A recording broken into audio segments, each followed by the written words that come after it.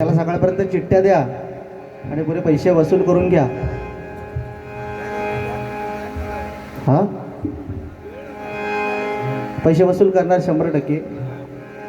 मोनी सांगितलं की डबल बारी म्हटल्यानंतर थोडेसे चटके सहन करावे लागतात. ठीक आहे, चटक्याचा विषयच नाही. पांचाळभुवनची रुपावली बुवा जर तुम्ही ऐकला नसाल, जी म्हणतात ती रुपावली पांचाळभुवनची तुम्ही ऐकला नसाल, तर तुमच्यासारखा कर्मदरिद्री बुवा या भजन क्षेत्रात कोण नाही. रातोरावला विषय बुवा सांगतात की एखाद्याचं जर आवडलं, आता उद्या म्हणतात माझी रुपावली आवडली, तर बुवा माझी रुपावली पण गाणार. बुवा तसं नसतं. हे उगाच हे परशुराम बुवांची शिष्यपट्टी वेगळी आहे, कदम बुवांची वेगळी आहे, आपल्या काशीराम बुवांची वेगळी. हे का झालं आहे? एकमेकांबरोबर डबल बारी. दुसऱ्याच्या बापाक कधी आपलं बाप म्हणायचं नसतं. आपण दुसऱ्याचा बाप हा दुसऱ्याचा बाप असता. त्याच्यामुळे दुसऱ्याचं घेऊन आपण करतो, त्याला महत्त्व नाही. आपण मग आपल्या गुरूंची ओळख ती काय? आज मी क्षीरसागर बुवांचा शिष्य आहे. माझ्या गुरुजींची ओळख जर माझ्या भजनात दिसली नाही, तर माझ्या गुरुजींचं मी काय राखलं आहे आजपर्यंत? त्याच्यामुळे तुम्हाला विनंती आहे की तुम्ही तुमच्या शक्यतो तुमच्या गुरुजींचं जेवढं काय आहे तेवढं म्हणत जावा. तिकडचं नका म्हणू.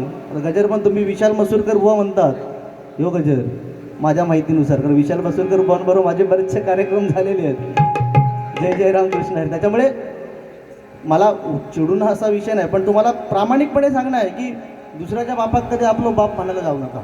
आपल्या गुरुनी जे आपल्याला शिकवलं ना, त्याच्यावरती ठाम राहायला शिका, आणि तो मग खरा शिष्य. आणि तो नाहीतर काय, उद्या आजूबाजूला पांचाळभुवनचे दोन्ही शिष्य बसून भजनं करतील ना, कशाला पाहिजे?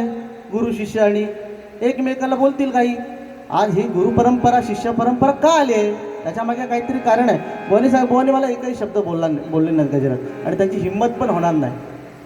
आणि मी बुवांना बोललो, आणि आता काय त्याला बोलून फायदाच नाही, कारण तो आधीच मेलेलो हा कर्मा.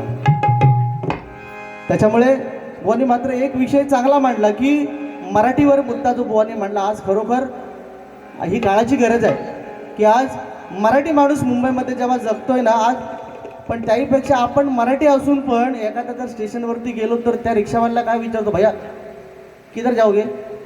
ह्या पहिला मराठी माणसाचा वाक्य असता, स्टेशन चलोगे? आपण बोलूया ना मराठी, स्टेशनला जाऊया का, इकडे जाऊया का? आपण स्वतः ह्या गोष्टी करतोय, आणि मग आपण दुसऱ्याला दोष देऊन काहीच उपयोग नाही. आधी आपण स्वतः मराठी बोललं पाहिजे, नाहीतर हे आपल्यावरती परिस्थिती येणार आहे. बाकी काही विषय नाही. बुवानी बाकी चांगले विषय मांडले, पण ज्या कार्यक्रमासाठी तुमचं बोलवलं नाही प्रतिष्ठापनेसाठी, त्या देवीवर तो एकही गाणं, तो एकही गजर किंवा एकही शब्द तुमका बोलता आलो नाही. ज्या देवीसाठी तुमका हैसर बोलवलं नाही, एवढे विचार किती 25,000 सांगितलास, किती पाकिट भरणार तुमका? 25,000 नक्की? एवढा कॉन्फिडन्स हा तुमका? त्या देवीसाठी तुमका बोलवलं आणि त्याच्यावरनं एकही गाणं नाही म्हटला, हा उपयोग केला काहीच नाही. बाकी दुसरी गोष्ट, बुवानी तसं काय मला बुवा बोललेच नाहीत आणि बोलू पण शकत नाही, मला माहिती आहे. कारण आता या ठिकाणी एवढं मोठं मंदिर बांधलं आहे ह्या लोटणकर बंधूंनी, आणि यामागे एवढी मोठी त्यांची मेहनत आहे. त्या दिवशी तुम्हाला खरं सांगतो, एका गावात एक असंच मंदिर होतं, एक पडीक मंदिर होतं, ज्याची भिंत पडलेली होती, दरवाजा पण सरळ नव्हता, आणि त्या गावामध्ये दौंडी पिटली गेली की येणाऱ्या महाशिवरात्रीला ह्या मंदिरामध्ये ह्या देशाचा राजा, ह्या प्रदेशाचा राजा दर्शन करायला येणार आहे. आणि ही गोष्ट जेव्हा त्या पुजाऱ्याने ऐकली, तेव्हा तो पुजारी टेन्शनमध्ये आला की अरे आता करायचं काय? एवढा मोठा हा राजा आपल्या या मंदिरात दर्शनाला येणार, आणि आपलं मंदिर कसं आहे, त्या मंदिराला भिंत नाही आहे, दरवाजा नाही, अगदी पडायला आलंय. मग त्या पुजारी एवढा हुशार, त्या पुजाऱ्याने काय केलं, एक 20,000 रुपयाचं कर्ज काढलं. लक्षात घ्या, सावकाराकडून 20,000 रुपयाचं कर्ज काढलं, आणि त्या मंदिराची भिंत, दरवाजा सगळं अगदी व्यवस्थित रंगरंगोटी करून घेतली, आणि झालं.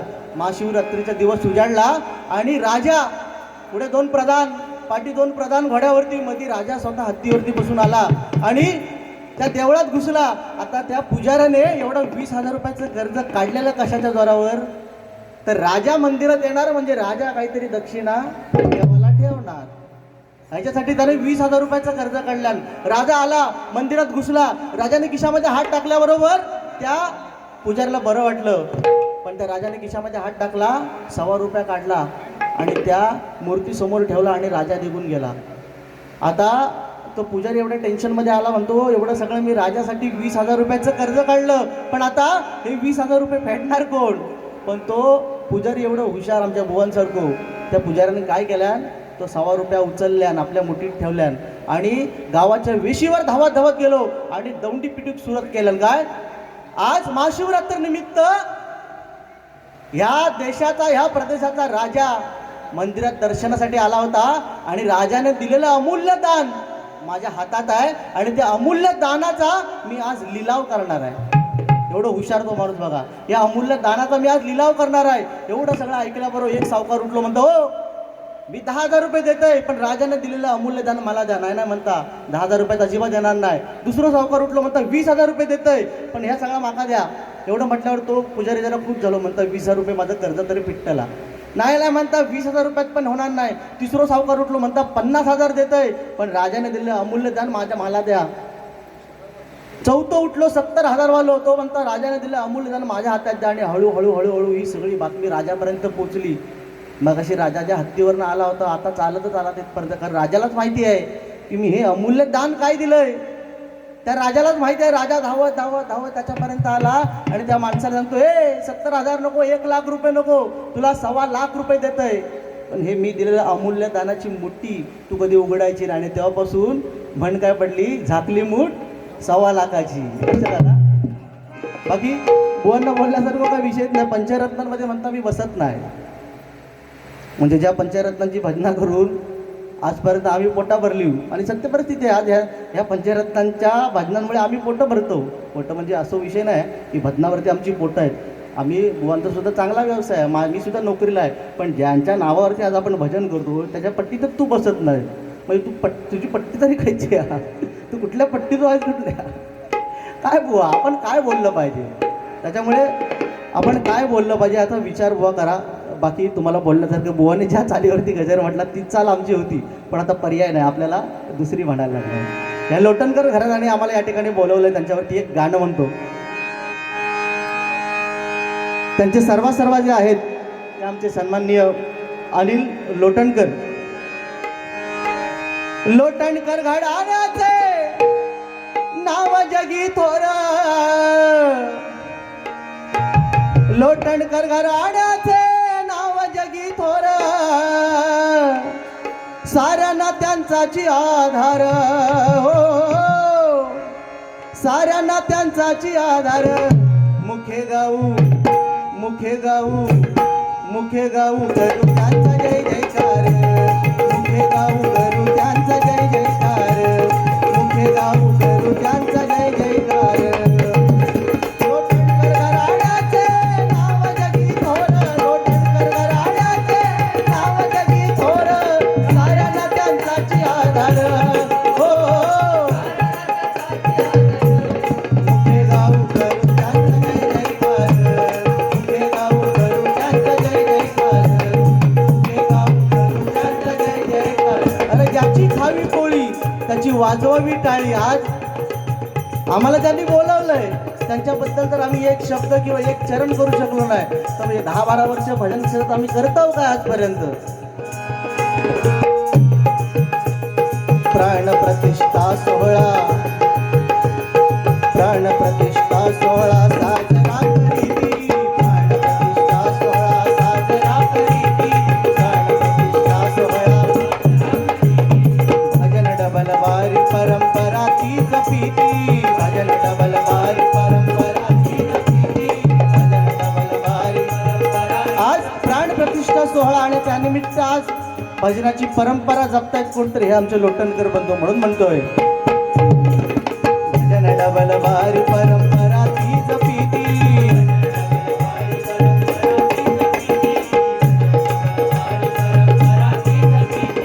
नियोजन त्यांचे सुंदर हो, नियोजन त्यांचे सुंदर. मुखे गाऊ करू त्यांचा जय जयकार, मुखे गाऊ करू त्यांचा जय जयकार, मुखे गाऊ करू त्यांचा जय जयकार. उमेश वैभव प्रथमेश सुधीर दिलीप लोटणकर.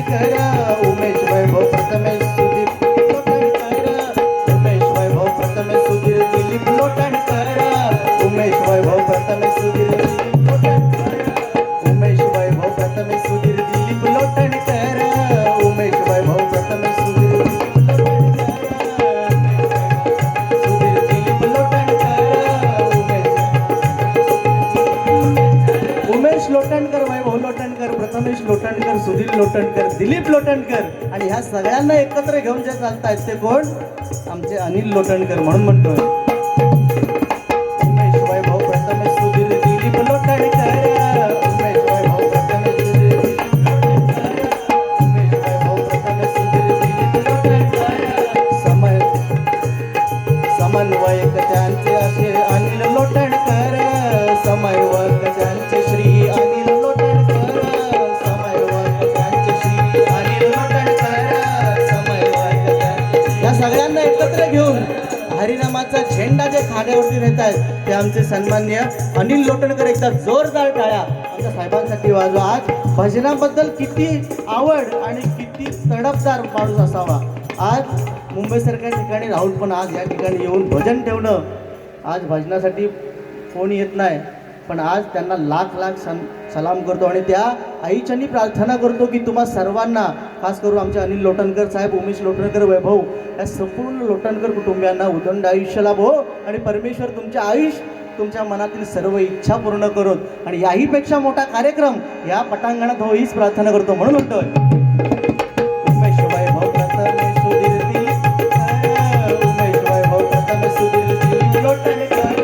उमेश, वैभव, प्रथमेश, सुधीर, दिलीप लोटणकर. समन्वयक त्यांचे श्री अनिल लोटणकर. समन्वयक त्यांचे श्री अनिल लोटणकर. वंदी चरण संतोष पामर. वंदी चरण संतोष पामर. मुखे गाऊ करू त्यांचा जय जयकार. मुखे गाऊ करू त्यांचा जय जयकार. मुखे गाऊ करू त्यांचा जय जयकार. लोटणकर घराण्याचे नाव जगी थोर. लोटणकर घराण्याचे नाव जगी थोर. साऱ्या नात्यांसाठी आधार. हो, साऱ्या नात्यांसाठी आधार. मुखे गाऊ, मुखे गाऊ, मुखे गाऊ करू त्यांचा जय जयकार. मुखे गाऊ करू त्यांचा जय जयकार. मुखे गाऊ करू त्यांचा जय जयकार. मुखे गाऊ करू त्यांचा जय जयकार. त्यांचा जय जय करू त्यांचा जय जयकार. धन्यवाद, धन्यवाद, धन्यवाद. मागाची चिठ्ठी आली होती, चिठ्ठी आली होती. रामनवमीचा सण आला हो आला. पालख्या निघाल्या पायी शिर्डीला. हो हो. रामनवमीचा सण आला हो आला. पालख्या निघाल्या पायी शिर्डीला. हो हो. रामनवमीचा सण आला हो आला. हो आला. पालख्या निघाल्या पायी शिर्डीला.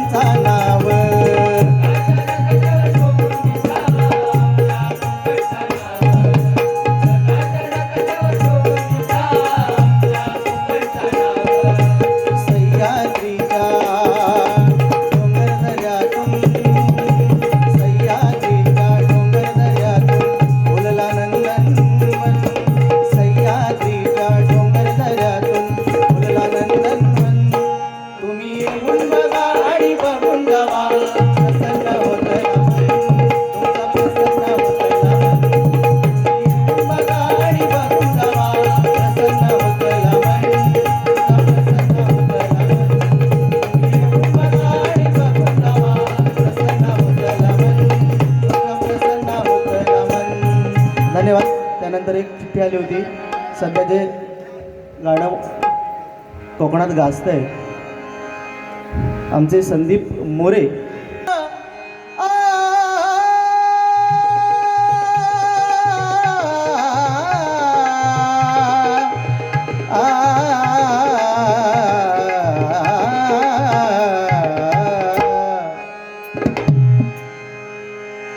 उद्धारायाला तू भक्त जना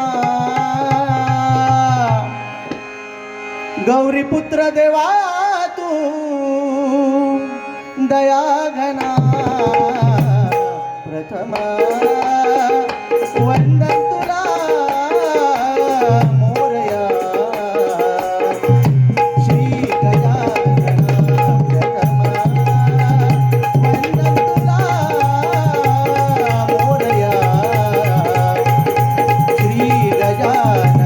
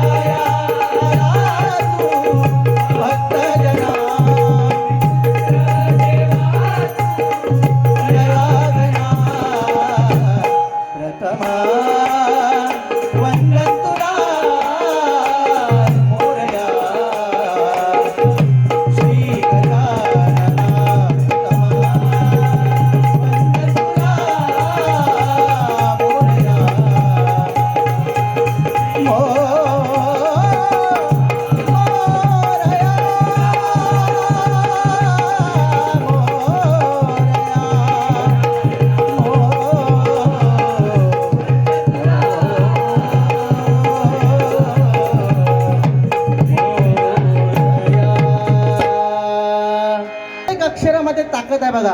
छत्रपती शिवाजी महाराज. छ म्हणजे छत्तीस हत्तीचं बळ असणारा. त्र म्हणजे त्रस्त शत्रूला करणारा. प म्हणजे परस्त्री माते समान मानणारा. ती म्हणजे या तिन्ही जगात वावरणारा. शिवाजी. शी म्हणजे शिस्तप्रिय. वा म्हणजे ज्याच्या वाणीमध्ये तेज आहे. आणि जी म्हणजे जिजाऊचा प्रिय पुत्र. महाराज. म म्हणजे या महाराष्ट्राची शान. हा म्हणजे हार न मानणारा. रा म्हणजे या राष्ट्राचा हितचिंतक. आणि ज म्हणजे या जनतेचा राजा. तो छत्रपती शिवाजी महाराज माझा. तो छत्रपती शिवाजी महाराज माझा. तो छत्रपती शिवाजी महाराज की. हे गाणं म्हणतो छत्रपती शिवाजी महाराजांचं. गम प गम रे सानी पनी सागरेनी जिजाऊचं बाळ. हे पण गाणं मला म्हणायला कोणी सांगितलं आणि हे गाणे कोणी लिहिलंय? देवगड मधलेच. तुम्हाला सांगतो बुवा, कुठे भजन केलं होतं आपण अरुण गाडी बुवांबरोबर राटेश्वरला. आम्ही भजन केलं आणि कदम बुवा तिथले आहेत राटेश्वरचे. त्या कदम बुवांच्याच पुतण्याने हे गाणं लिहिलंय आणि त्याने सांगितलं बुवा हे तुम्हीच फक्त म्हणा. आणि त्यांनी कसं लिहिलंय बघा. अभिषेक कदम म्हणून त्यांचं नाव आहे. जिजाऊचं बाळ किल्ल्यावरी खेळ सह्याद्री पूर्ण जिंकला हो. सह्याद्री पूर्ण जिंकला शिवबा. छत्रपती जागला शिवबा. छत्रपती जागला शिवबा. छत्रपती जागला.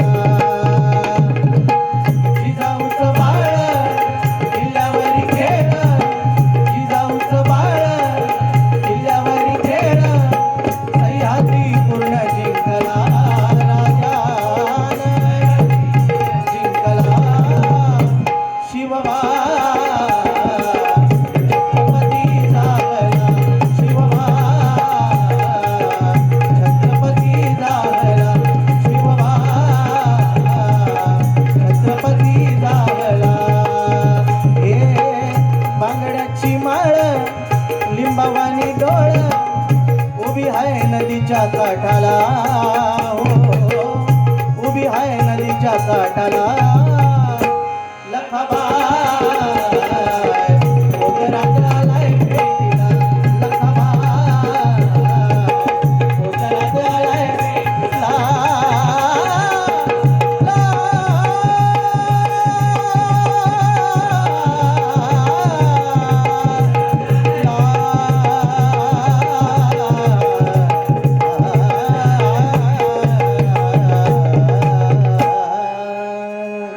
धन्यवाद धन्यवाद. या ठिकाणी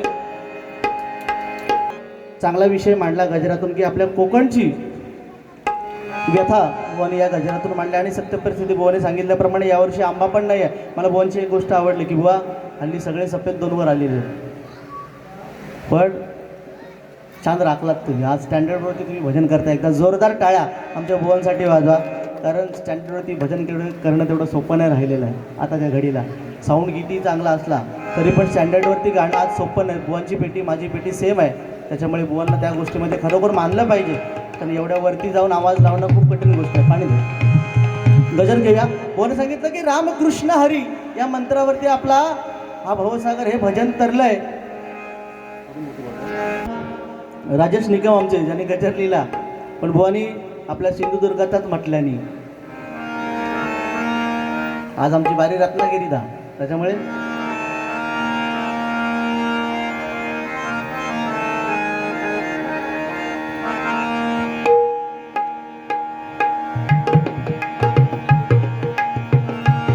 रत्नागिरी माझी आहे नवरत्नाची खाण, कलगी तुरान मन कलाही महान, कलगी तुरान मन कलाही महान, कलगी तुरान मन कलाही महान. रत्नागिरी माझी आहे नवरत्नाची खाण, कलगी तुरान मन कलाही महान, कलगी तुरान मन कलाही महान, कलगी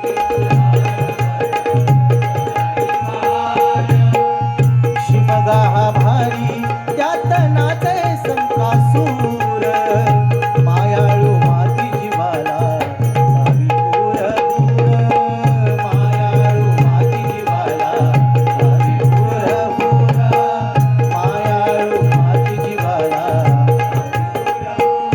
खेड दापोली मंडणगड चिपळूण सुहाग संगमेश्वर, खेड दापोली मंडणगड चिपळूण सुहाग संगमेश्वर. रत्नागिरी लांजा, रत्नागिरी लांजा राजापुरा,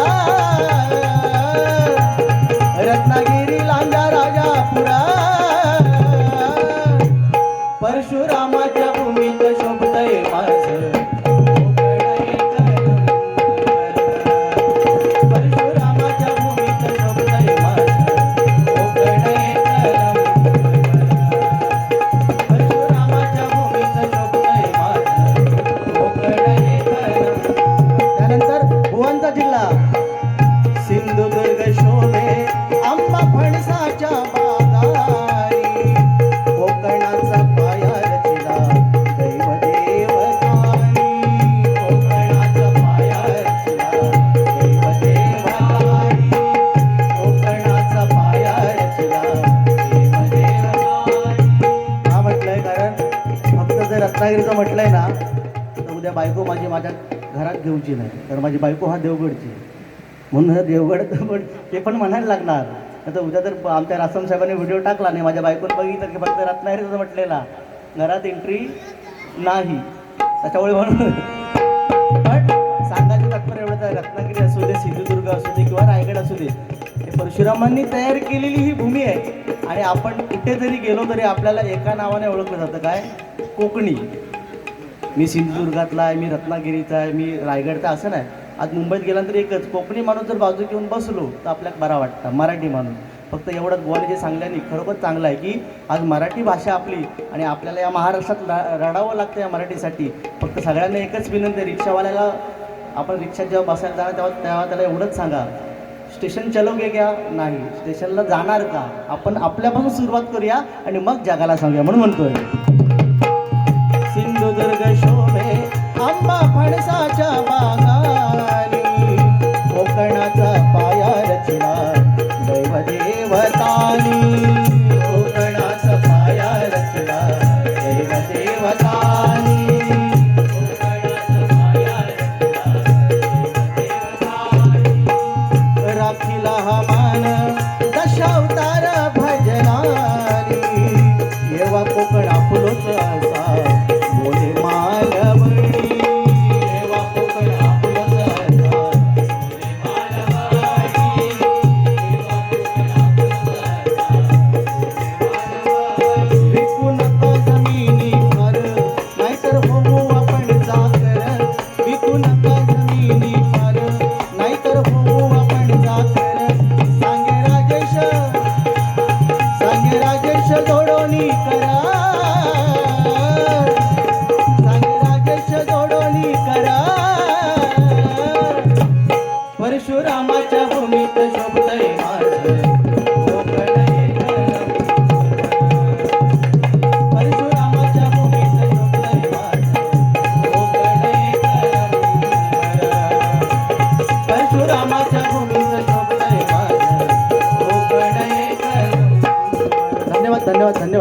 ठिकाणी गजरला सुरुवात करूया. ह्याच चालीवरती गजर होता, परंतु बुवानी गजर म्हटलाय त्या चालीवरती. आपण दुसरं म्हणूया.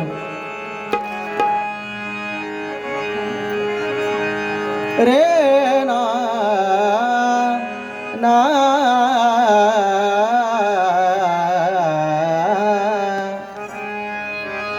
रामकृष्ण हरिनाम गाऊ भजनी मुखाने. बुवाने सांगितलं की दोन्ही बुवांच्या रामकृष्ण हरीपेक्षा घरात घेतलेली झोप बरी. पण आज या ठिकाणी जो बसलाय तो खरा भगवंताचं नामस्मरण करणारा माणूस. एकदा जोरदार टाळ्या तुमच्यासाठी वाजवा. म्हणून म्हणतोय रामकृष्ण हरिनाम गाऊ भजनी मुखाने. नामा विणा न तरणो पाय, नामा विणा न तरणो पाय, नामा विणा न तरणो पाय. सांगती पोथी पुराणे, नामा विणा न तरणो पाय, सांगती पोथी पुराणे, नामा विणा न तरणो पाय, सांगती पोथी पुराणे. रामकृष्ण हरिनाम गाऊ भजनी मुखाने, गाऊ भजनी मुखाने. नामा विणा न तरणो पाय, सांगती पोथी पुराणे.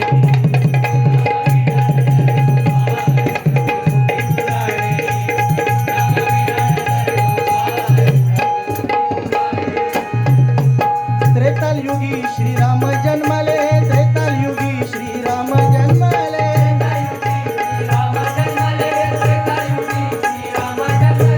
पांडवा सहाय्य कृष्णांनी केले. त्रेतालयुगी राम आपण सगळे म्हणतोय जय श्रीराम. मागच्या 2 वर्षापूर्वी आपल्या प्रभू रामचंद्रांचं मंदिर झालं कुठे, अयोध्येला. पण प्रभू रामचंद्र जन्माला कसे आले आपल्याला माहिती नाहीये. पुत्र संतान नव्हती दशरथ राजाला, कोणच मुलगा मुलगी कोणच नव्हतं. कशामुळे झाले प्रभू रामचंद्र? ज्यावेळी श्रावण बाळाला बाण मारला, श्रावण बाळ तीर्थयात्रेला घेऊन चालला आपल्या आई वडिलांना. तहान लागली म्हणून वाटेत थांबवलं आणि पाणी आणण्यासाठी गेला आंधळे आई वडिलांना. घागर बुडवल्यानंतर त्या घागरीचा आवाज हरणासारखा आला आणि दशरथ राजा शिकारीला गेला होता. बाण सोडला आणि तो बाण लागला कोणाच्या? श्रावण बाळाच्या लागला. तिथं मृत्युमुखी पडण्याच्या आधी जेव्हा राजाने दशरथ राजाने येऊन बघितलं की मी केवढी मोठी शिकार केली, बघितल्यानंतर त्या राजाला समजलं की या श्रावण बाळ आता काही वाचणार नाही. तेव्हा त्या श्रावण बाळाने मरता मरता काय सांगितलं, माझ्या आई वडिलांना मी घेऊन यात्रेला तीर्थयात्रेला चाललो होतो. आज तुम्ही मला बाण मारला, त्यांना पाणी हवंय, बिचारे आंधळे आहेत, जाऊन हे पाणी नेऊन त्यांना द्या. आणि प्राण सोडला. पाण्याची घागर घेऊन जेव्हा दशरथ राजा आई वडिलांकडे गेला, हाताला फक्त स्पर्श झाला दशरथ राजाच्या, तेव्हा समजलं हा आमचा मुलगा नाही. तेव्हा दशरथ राजाला त्या दोघांनी विचारलं, आंधळ्या आई वडिलांनी, आमचा मुलगा कुठे आहे? तेव्हा त्या दशरथ राजाने काय सांगितलं, माझ्या हातून तुमचा मुलगा मरण पावला. हे ऐकल्यानंतर त्या दोघांनी पण त्या दशरथाला शाप दिला, काय, पुत्र पुत्र करून तू देखील मरशील. जसा माझ्या मुलाला मारलं तसं पुत्र पुत्र करून तू देखील मरशील, असा शाप दिला. राजाला एकीकडे वाईट वाटलं, एकीकडे आनंद झाला. एकीकडे वाईट कसलं वाटलं की मला पुत्र होऊन ते लांब जाणार नाही, आनंद कसला झाला की मला पुत्र होणार. घरी जाऊन त्याने यज्ञ आरंभला. आज एवढा सगळा खटाटोप यांनी केलाय. तसाच दशरथ राजाने घरी जाऊन पुत्र कामेष्टीचा यज्ञ आरंभला. तर यज्ञात मिळालेला प्रसाद आपल्या तिन्ही राण्यांना समान वाटून दिला. काही सुमित्रा आणि कौसल्या, दशरथ राजाच्या 3 राण्या. देव पण काही कमी नव्हते, भारी होते. तिन्ही राण्यांना प्रसाद समान वाटून दिला.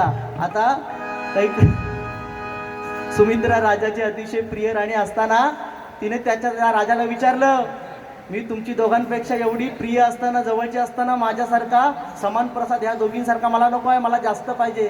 तिच्या मनात द्वेष निर्माण झाला. तिच्या मनात द्वेष निर्माण झाला.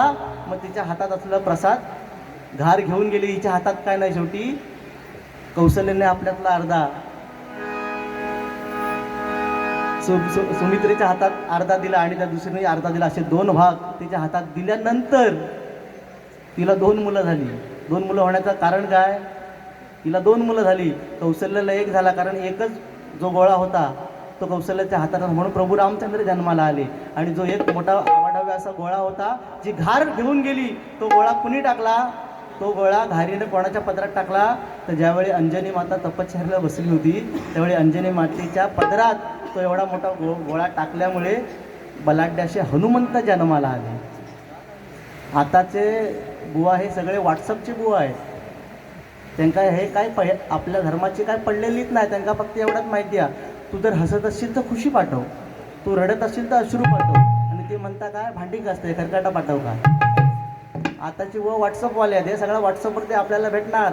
परंतु आपला धर्म टिकवायचा असेल तर आपल्याला आपल्या प्रमाणेच वागावं लागतं. म्हणून म्हणतो वेळा विषप्राशन शिव शंभूनी केले,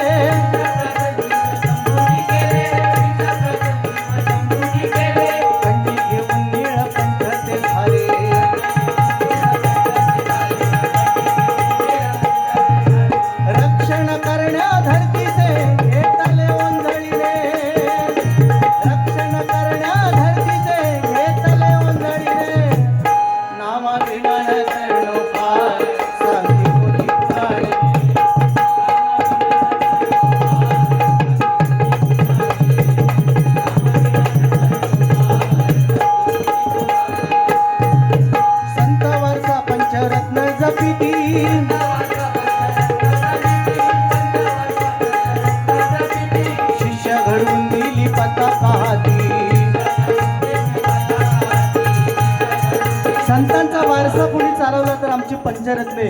आणि प्रत्येक बुवाने या पंचरत्नांची नावं घेणं गरजेचं आहे. हल्ली काय झालंय, 50 रुपये आले की बुवा शिलाचं गाणं म्हणा, बुवा मुन्नी बदनाम होई म्हणा. हल्ली ही परिस्थिती आलेली आहे. पण पंचरत्नांची आठवण त्यावेळी कदम बुवा आमचे पेटीवर बसले की काय म्हणायचे, 1 2 3 धरून पेचिन, 1 2 3 धरून पेचिन, हातात गावलंच तर दांड्याचे.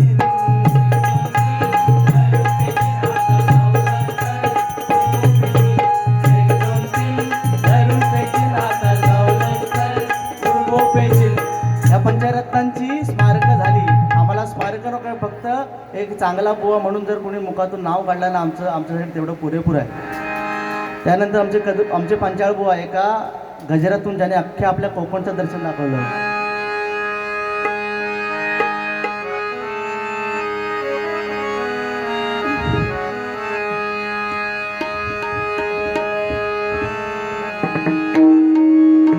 रत्नागिरी देवगड कणकवली कट्टा, रत्नागिरी देवगड कणकवली कट्टा, मालवण राजापूर, आम्ही कोकणचे सांगताना आमचं भरून येईल.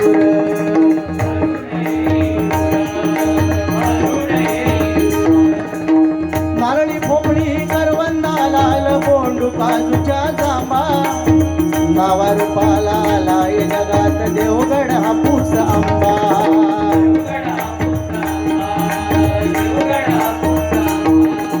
डांगोर वळणात मालवीर भूतनाथ निर्बाई तारुबाई माता, रामेश्वरारेश्वर नागेश्वर गुणेश्वर यांची आमच्यावर सत्ता.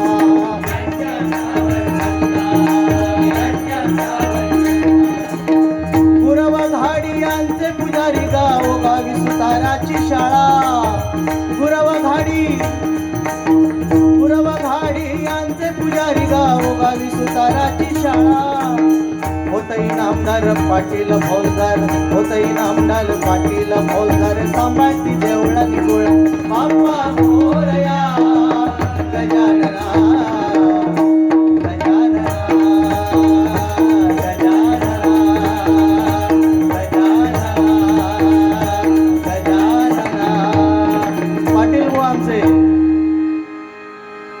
पंढरीच्या वाळवंटात खेळ क्रिकेटचा मांडियला,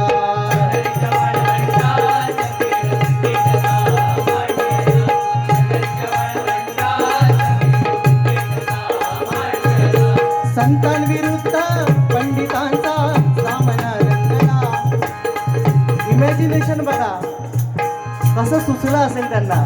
पंढरीच्या वाळवंटात खेळ क्रिकेटचा मांडीला, संतांविरुद्ध पंडितांचा सामना रंगला, संतांविरुद्ध पंडितांचा सामना रंगला. पंढरीच्या वाळवंटात खेळ क्रिकेटचा मांडीला, पंढरीच्या वाळवंटात खेळ क्रिकेटचा मांडीला. त्यानंतर काशीराम परब बुवा आमचे महाराज महाराष्ट्रामध्ये निसर्गरम्य सुंदर ते कोकण हो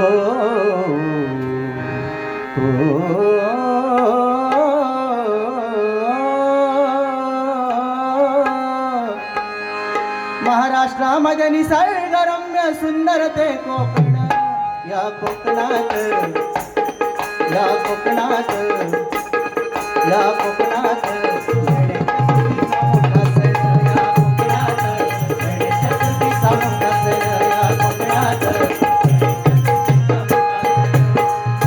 चिपळूण संगमेश्वर पुढे लांजा राजापूर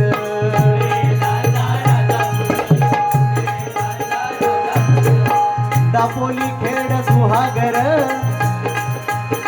रत्नागिरी जिल्ह्यावर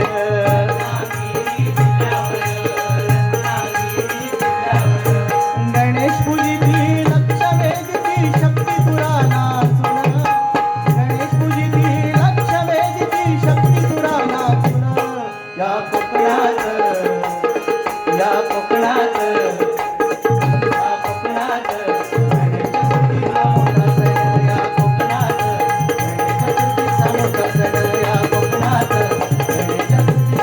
म्हणून म्हणतोय की हा पंचरत्नांचा वारसा आज आम्ही चालवतोय म्हणून म्हणतोय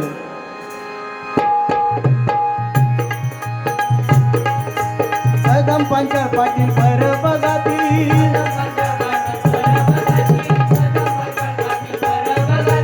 भजन गाऊन अभिमानी ना होती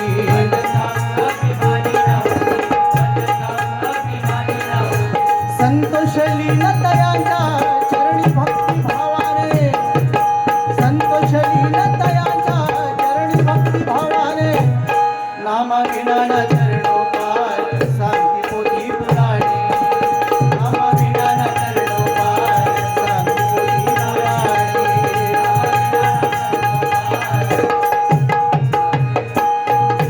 रामकृष्ण हरिनाम गाऊन भजनी मुखाने भजनी मुखाने नामा विनाना चरणोपार नामा विनाना चरणोपार नामा विनाना चरणोपार शांती पोथी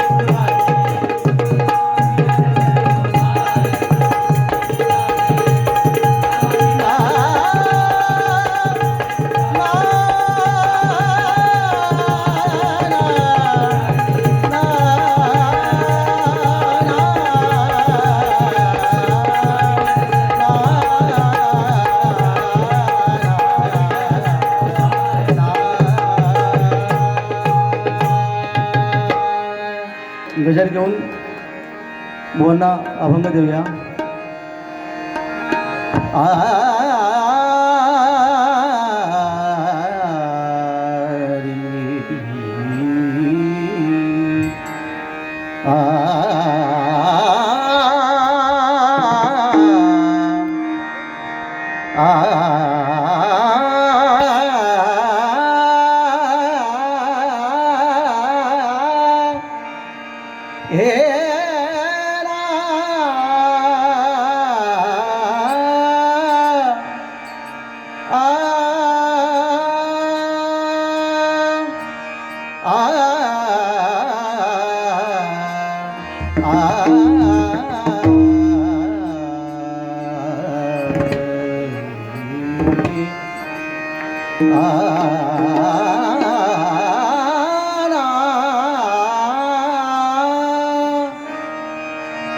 तुझ्या पायरीशी आज चालून आलो